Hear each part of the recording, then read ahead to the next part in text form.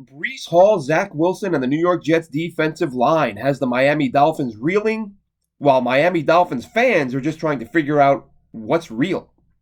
I'm Glenn Naughton with JetNation Radio and JetNation.com. Be sure to log into JetNation.com where you can register and become a part of what is the most active Jets message board on the web. 40-17. The Jets host the Dolphins, blow their doors off. 40-17. Yes, they were without their starting quarterback. Yes, their number 2 quarterback was knocked out with a concussion on the first series of the game. But the Jets offense still hung 40 on Miami. If you didn't know the score and you were just listening to the reaction, the response from Dolphins fans, you would have thought the Jets won this game 6-3. And all we needed was our quarterback to be in there and put some points on the board and we would have won this game. The Jets scored 40 and weren't really aggressive throwing the ball. Short passing game and just ran it.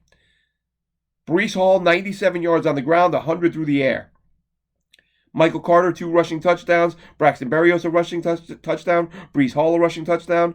Zach Wilson on a scramble. 5 rushing touchdowns for the Jets. The Jets hang 40 on the Dolphins. The Jets' D-line was phenomenal. So don't sit here and tell me that Teddy Bridgewater was just going to come in and put up 30 and the Jets would have been limited because they would have spent less time on the field with Miami scoring. Spare me. The Jets hit Dolphins quarterbacks 16 times yesterday, according to ESPN.com. The Dolphins hit Zach Wilson 3 times. But it's because of Teddy Bridgewater missing the game. Because Teddy Bridgewater back there is like Michael Vick, right? 16 pressures. Of course Teddy would have gotten away from all those. We don't know what would have happened. And maybe you would have won the game. But can we at least not pretend that this was a close game? That if the quarterback situation had been different, it would have been a different outcome? The Jets dominated on the D-line. They had some moments. The Jets had a couple of series where between penalties and missed tackles, that's what allowed the Dolphins to stay in the game. You know, Skylar Thompson, look, tip your cap, guy, did what he could, undrafted guy, get all that. But I see people, oh my God, I can't believe this kid's marching the Dolphins up and down the field. Was he really? I mean, he threw for 166 and probably had as many yards in pass interference calls as he did in passing yards. So really, it was flags, some of which were questionable, but I'm not here to complain. And missed tackles against the run. Sauce Gardner, for as well as he played, he had a couple of big missed tackles. C.J. Mosley could have gotten Mostert on that touchdown run. At least it looked like it from the most recent angle I watched. But either way, this was a 40-17 game, and I'm seeing people, and the best part is these Dolphins fans, more than a couple, claiming the concussion protocol was only put in place to be used against the Miami Dolphins. Like the narcissism in that. As if the Dolphins are like 5-time defending champions and the NFL has decided it's time for a changing of the guard and we're going to start changing the rules to see to it that the Dolphins can stop dominating the league. Like, you won a few games. Relax. You won a few games. You sent your quarterback out there at a time you shouldn't have, and now there's a price to be paid for that. And the rule was changed not for the Miami Dolphins, but because of the Miami Dolphins.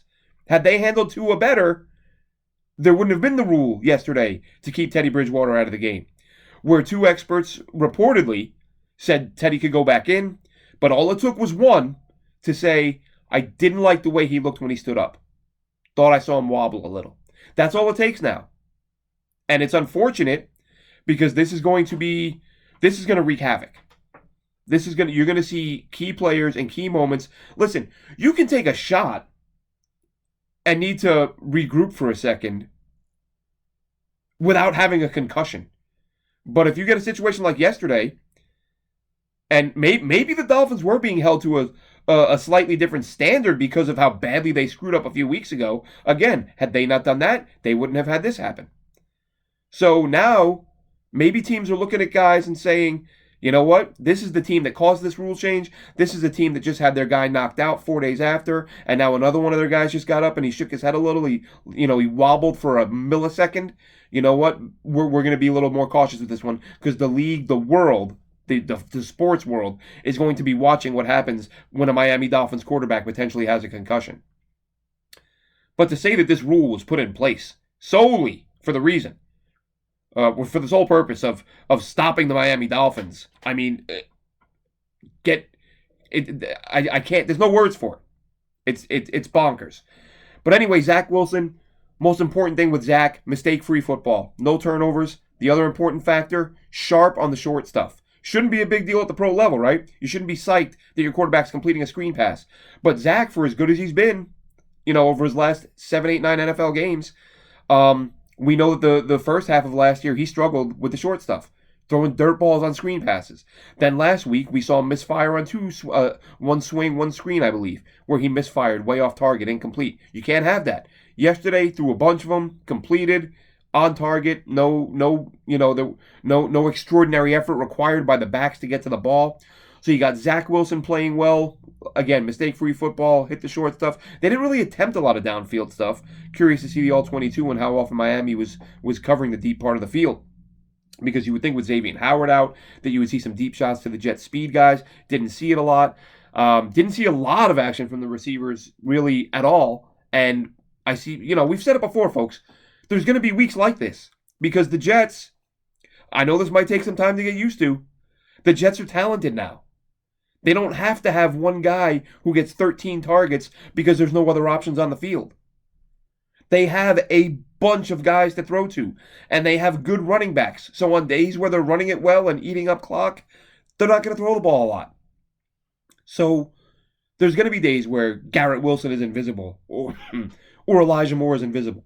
And I can understand getting upset when these things happen if they're not scoring and winning. But you put up 40 points. I don't care where. Garrett Wilson was blocking. That's where he was. And he was doing a damn good job of it. And the Jets won because of it. So that's why I'm not out there saying, where was Garrett Wilson? Where was Elijah Moore? Where are the targets? They were winning the football game. That's where they were. And they were blocking. And they were making it possible for Breece Hall to have a monster game, put up 197 all-purpose yards.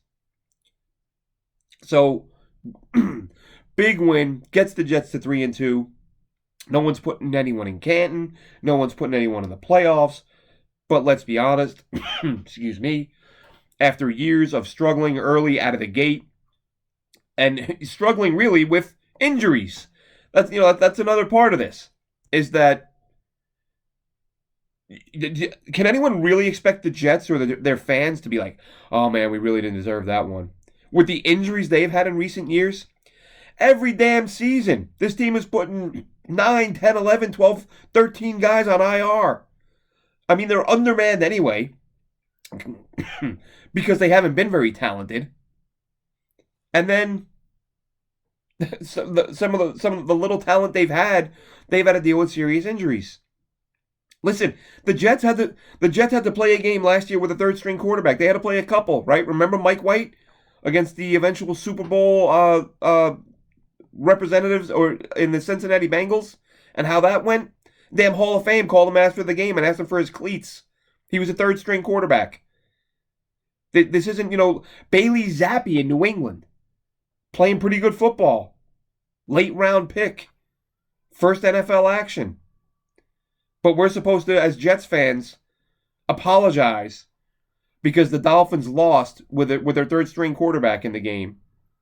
When I don't remember Dolphins fans apologizing a few weeks ago when they beat the Bills, who didn't have their starting center. Bills had a ton of injuries. Secondary was banged up. Starting center was banged up. Back then it was, oh, too bad. It's the NFL. That's the way it goes. You just play.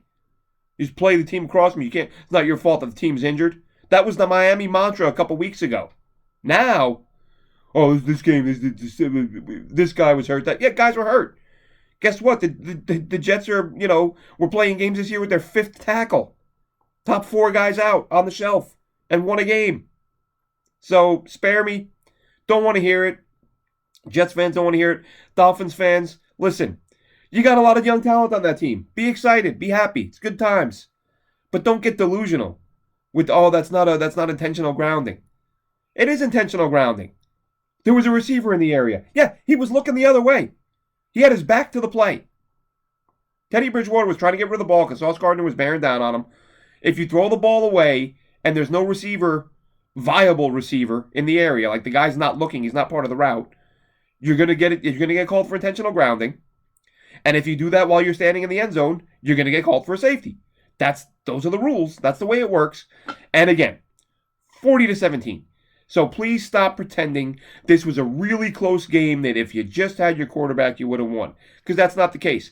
I could sit here and say, oh man, if we had Mekhi Becton as a mauler on the left or on the right, and AVT in at guard, and Dwayne Brown, we could have just run for 300 yards and eaten up the clock, and Miami wouldn't have seen the ball all day. But no, guys get hurt, you move on. That's the way it goes. So, Jets have the Green Bay Packers up next. Be sure to check out myself and Dylan Terraman on Thursday night, JetNation Live. We'll be recapping this game. We'll be talking about the Packers game. And as always, we will preview some college players and matchups that we like for this coming Saturday. Great win for the Jets, 3-2. Green Bay up next. Tough win, or tough team. But Green Bay right now, nowhere near the level they were expected to be when the season started. But that can be, there's yin and the yang, right? Great. Green Bay struggling. Well, the bad part is they're probably not going to be very happy.